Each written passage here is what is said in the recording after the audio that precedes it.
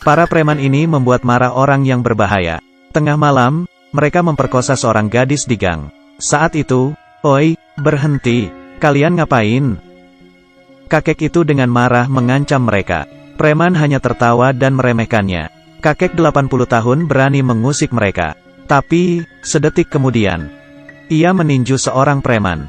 Menghadapi preman yang mengepungnya, kakek itu sama sekali tak gentar, bahkan menantang duel. Kakek tak mengira, aturan preman di sana sudah berubah. Preman mengeroyoknya tanpa ampun. Tidak aturan lagi di sana. Akhirnya, kakek itu dihajar hingga tewas. Para preman tak tahu, mereka menghadapi bahaya besar. Kakek itu bukan orang biasa. Ia adalah bos mafia. Dulu, ia adalah bos mafia Isen. Semua orang takut padanya. Siapa kira kakek ini akan dibunuh oleh preman urakan?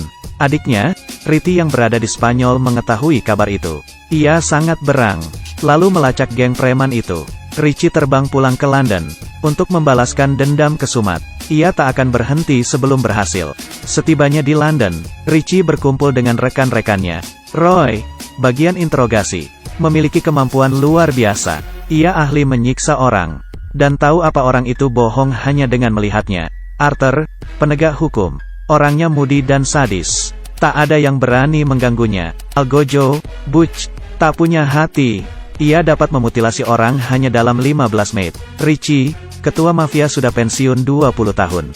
Meski sudah tua, jiwanya masih muda. Mereka semuanya sadis. Richie bersumpah akan mencari pembunuh kakaknya, dan membalaskan dendam. Ia mengacuhkan larangan polisi, dan masuk ke TKP dengan percaya diri. Selain noda darah, bukti lainnya sudah diamankan polisi. Demi mendapat petunjuk, Richie menemui Jack, yang merupakan mantan polisi. Dulu mereka berkolusi untuk berkuasa, dan sama-sama mengatur kota. Di zaman itu, selain Bohau dan Leiluo, di barat juga ada Richie dan Jack. Perbedaannya adalah mereka berdua sudah pensiun. Yang satu pindah ke Spanyol dan jadi pebisnis. Yang satu lagi pensiun dalam damai. Jack memberi Richie petunjuk. Tapi, videonya tidak jelas. Satu-satunya saksi adalah korban. Akhirnya, Richie menemui gadis yang mau diselamatkan kakaknya. Gadis itu berkata, sebuah nama, Aaron. Ia adalah pimpinan preman yang telah membunuh kakak Richie. Richie tak peduli ia dari geng apa, dan tak peduli sekuat apa dia. Karena ia membunuh kakaknya, Richie akan menghabisinya sampai ke akar-akarnya. Pokoknya, mata ganti mata, gigi ganti gigi. Seharusnya tidak ada yang mengusik mereka. Meski tua, berumur di atas 80 tahun, dan berambut putih, tapi mereka berjiwa muda. Semuanya sangat sadis. Dulu, mereka menguasai seluruh kota dan jalur bawah tanah. Mereka menggunakan aturan untuk mengatur kedamaian. Tapi, setelah mereka pensiun 20 tahun kemudian, ada yang melanggar aturan dan mengacau kedamaian. Mereka sangat jahat. Bahkan, bayi pun dibunuhnya. Polisi takut pada mereka. Sayangnya, geng bernama E2 ini tak tahu kalau mereka membunuh orang yang salah, yaitu kakek berumur 80 tahun. Mereka tak mengira, pria tua ini dulunya adalah ketua Isen, yang tidak boleh diusik. Geng Richie mulai beraksi. Ketua E2, Aaron sangat licik dan susah dilacak. Mereka mulai dari para bawahannya. Roy menangkap tangan kanan Aaron. Melihat Roy yang renta, mereka meremehkan, dan mulai mencaci makinya. Mereka minta dilepas. Kalau tidak, E2 akan bertindak. Isen sudah lama tidak dimaki seperti itu. Richie membalas memaki mereka. Seorang anggota E2 ditinju hingga pingsan oleh Arthur. Roy yang sadis, menikmati waktunya menyiksa orang. Ia menikam paha E2 dengan paku panjang, hingga menyadarkan pria itu dari pingsannya.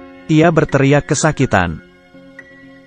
Melihat beragam senjata di tangan Roy, ia sekarang ketakutan. Tapi, sudah terlambat. Tulang yang keras kalah melawan mata bor. Pria itu pingsan lagi. Temannya pucat pasi dan minta ampun. Ia berjanji akan membawa Aaron pada mereka. Arthur tahu ia berbohong. Tapi, Richie melepaskannya. Begitu ikatan dilepas, ia lari. Tapi, pria itu tak mengira, Richie akan sekejam ini. Mustahil untuk membohongi Richie. Richie melepas ikatannya, karena ia pantang membunuh orang terikat. Sekarang Isen tahu, tidak ada yang berani membocorkan lokasi Aaron. Pria yang dibor tadi mati kehabisan darah. Richie tak peduli. Balas dendam yang kejam baru akan dimulai. Karena tak menemukan lokasi Aaron, Is-en membunuh bawahannya secara membabi buta. Mereka menikmati perburuan kali ini. Mereka menanyai bawahan Aaron satu persatu. Tapi, semuanya tutup mulut. Setia sekali, ya, pria ini tak mempedulikan nyawanya. Dan malah memaki keluarga mereka. Richie terlalu sayang dengan keluarganya. Akhirnya, ia berang dan menghajarnya. Pria itu pun pingsan. Karena terlalu marah, jantungnya kambuh. Richie dilarikan ke rumah sakit. Tapi, Is-en tak tahu, kalau gadis korban itu, sudah menjual mereka. Geng E2 datang ke rumah sakit. Mereka membawa pistol kedap suara, untuk menghabisi 4 kakek renta. Wanita ini datang, dan menembaki kasur. Ia kira ia berhasil. Tapi, itu rupanya jebakan. Percuma saja mereka membawa senjata. Karena mereka sudah dikepung. Mendengar suara tembakan, Aaron merasa ada yang salah. Ternyata, Richie bersandiwara. Ia pura-pura sakit jantung, dan menyuruh korban berkhianat. Tujuannya adalah memancing Aaron keluar, dan memburu mereka di rumah sakit, lalu membasminya sekaligus. Tapi, Aaron melawan mati-matian. Aaron tak mengira, yang ia tembak adalah orangnya. Di tengah adu tembak, Is-en tetap tenang. Mereka sudah biasa tembak-tembakan. Meski tua, mereka tidak lamban. Sekali tebas, lawannya berteriak minta ampun. Arthur menembak, dan membunuh satu musuh. Ia menembak tabung pemadam. Di tengah asap, mereka terus menembak. Meski Is-en kalah jumlah, tapi mereka sudah menyiapkan semua. E2 menangkap gadis tadi, dan menjadikannya sandera. Dengan santai, Richie dan gengnya menyerah. Aaron sangat marah. Tapi, saat itu, Aaron dikhianati oleh temannya. Richie segera memungut pistol Aaron. Teman-temannya berteriak, tembak. Tapi, Richie punya kebiasaan. Sebelum menembak ia harus memasukkan peluru 3 kali. Terlambat sudah. Richie membuang pistolnya dan bersiap-siap. Ia meninju Aaron hingga terkapar. Aaron memungut pistolnya. Ia menodong Richie. Tapi, saat itu polisi datang.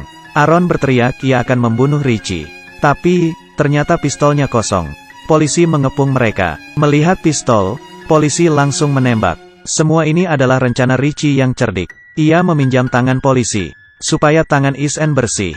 Untung saja perhitungan mereka tepat. Is-en di sini adalah korban. Polisi tidak bisa menghukum mereka. Mereka adalah geng mafia Is-en, yang berani dan pintar menyusun strategi. 4 kakek 80 tahun. Bersatu menumpas E2, geng preman urakan. Sekaligus membalaskan dendam. Tak ada yang mengira ini hanya permulaan. Richie berpamitan dengan sedih. Ia akan menetap di London, untuk menegakkan kedamaian di kota, dan memberantas preman. Ia ingin kembali jadi mafia, dan mengajari anak-anak muda. Peraturan dan moral harus ditegakkan. Mentang-mentang muda, tidak boleh semena-mena. Di atas langit masih ada langit. Contohnya dia, dan dia. Kalau saja tak membunuh anjing itu, menculik gadis itu, dan tak menghajar kakek itu, mungkin saja nasib mereka akan berbeda.